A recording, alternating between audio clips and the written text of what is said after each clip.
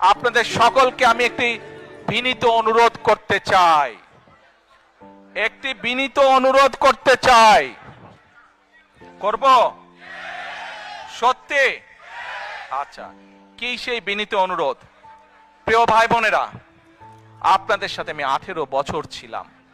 বিভিন্ন সময়ে বিভিন্ন অনুষ্ঠানে অনেক মানুষের সাথে দেখা হয়েছে। আপনাদের সাথে বহু স্মৃতি আমার রয়ে গিয়েছে।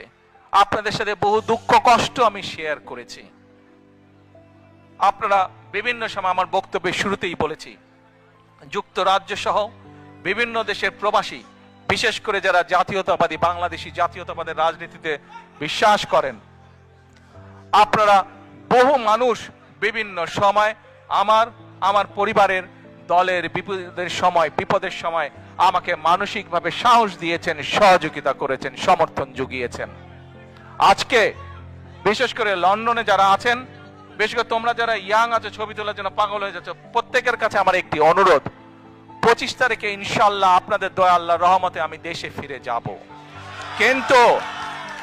কিন্তু এখানে উপস্থিত, এই ঘরে উপস্থিত প্রত্যেকটি মানুষের কাছে আমার অনুরোধ, দয়া করে কেউ আপনারা এয়ারপোর্টে সেদিন যাবেন না। দয়া করে কেউ আপনারা এয়ারপোর্টে যাবেন না আপনারা।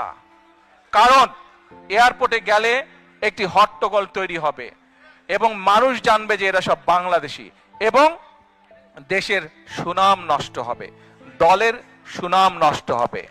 যারা এয়ারপোর্টে যাবেন না, যারা সেদিন এয়ারপোর্টে যাবেন না, আমার আজকের এই অনুরোধ যারা রাখবেন, আমি ধরে নিব তারা দল এবং সর্বোপরি দেশের সম্মানের প্রতি মর্যাদা রাখবেন। আর আমার মানা করা সত্ত্বেও, আমার অনুরোধ করার পরেও যারা যাবেন, আমি ধরে নিতে বাধ্য হব যারা ব্যক্তিগত স্বার্থের জন্য সেখানে গিয়েছেন। প্রিয় ভাই বোনেরা, সকলের কাছে দোয়া চেয়ে যাচ্ছি, আপনারা দয়া করে দোয়া করবেন, দেশনেত্রী খালেদা জিয়ার জন্য দোয়া করবেন। আপনাদের সামনে যে পরিকল্পনা তুলে ধরেছি, আল্লাহ যাতে আমাকে তৌফিক দেন দেশ এবং দেশের মানুষের জন্য সেই কাজগুলো যাতে সম্পূর্ণ করতে পারি। আল্লাহ হাফেজ। বাংলাদেশ জিন্দাবাদ, বাংলাদেশ জাতীয়তাবাদী দল জিন্দাবাদ। আসসালামু আলাইকুম।